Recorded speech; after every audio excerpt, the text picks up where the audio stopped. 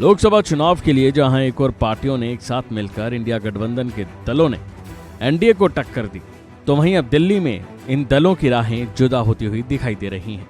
और इसका खुलासा किया है आम आदमी पार्टी के सीनियर नेता गोपाल राय ने, जिनके बयान के बाद राजनीति और तेज हो गई है। आपने ये फैसला किया है कि वो दिल्ली विधानसभा का चुनाव अकेले लड़ेगी। गोपाल राय ने कहा है कि कांग्रेस के साथ गठबंधन लोकसभा चुनाव के लिए था, विधानसभा चुनाव हम अकेले लड़ेंगे। सुनिए। देखिए, लोकसभा चुनाव ये पहले दिन से स्पष्ट है कि इंडिया गठबंधन लोकसभा चुनाव के लिए बना था। हमने मिल करके चुनाव लड़ा है। जहां तक विधानसभा की बात है, विधानसभा के लिए कोई गठबंधन अभी तक नहीं बना है। अकेले आम आदमी पार्टी चुनाव लड़ेगी। आम आदमी पार्टी पूरी ताकत के साथ चुनाव लड़ेगी। गोपाल राय के इस बयान के बाद राजनीतिक गलियारों में हलचल तेज हो गई है। पार्टी ने यह फैसला ऐसे समय में लिया है जब संयोजक और दिल्ली के सीएम अरविंद केजरीवाल जेल में हैं। अब आपको ये फैसला लेने का कारण भी बताते हैं।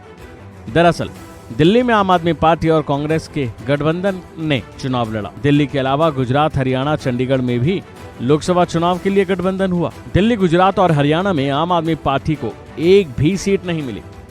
पंजाब में पार्टी अकेले चुनाव लड़ी, वहां पर आपको 3 लोकसभा सीटों पर जीत मिली और कांग्रेस को 7।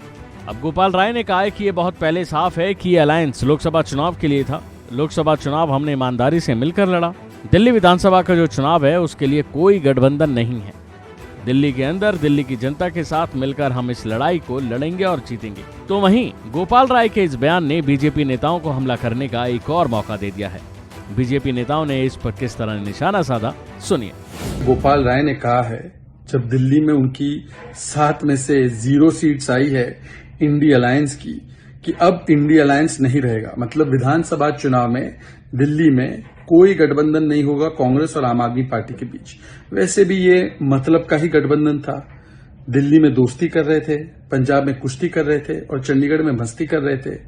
It was a friendship with benefits. और फ्रेंडशिप विद बेनिफिट्स का मतलब ये है कि जैसे ही बेनिफिट खत्म तो फ्रेंडशिप खत्म।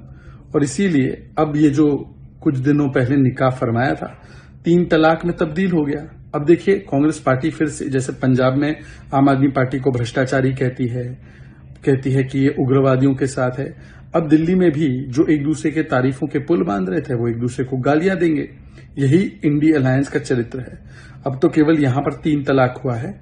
आगे आगे देखिए, एक के बाद एक उनके 3 तलाक पश्चिम बंगाल से लेकर केरला तक। देखिए, कांग्रेस और आप पार्टी दोनों कंफ्यूज्ड हैं। कहीं साथ साथ, कहीं अलग। दिल्ली में साथ साथ तो पंजाब में अलग। अभी बोलते हैं कि हम अलग हैं। तो एक चीज स्पष्ट है कि ये स्वार्थ की राजनीति है, स्वार्थ के गठबंधन और गणित समीकरण के अलावा उनको सिर्फ सत्ता का मोह चाहिए। कहीं भी जो वो जनहित में सोचते हैं तो एक विचारधारा होता, एक कॉमन मिनिमम एजेंडा, वो नहीं है आप पार्टी और कांग्रेस पार्टी के पास।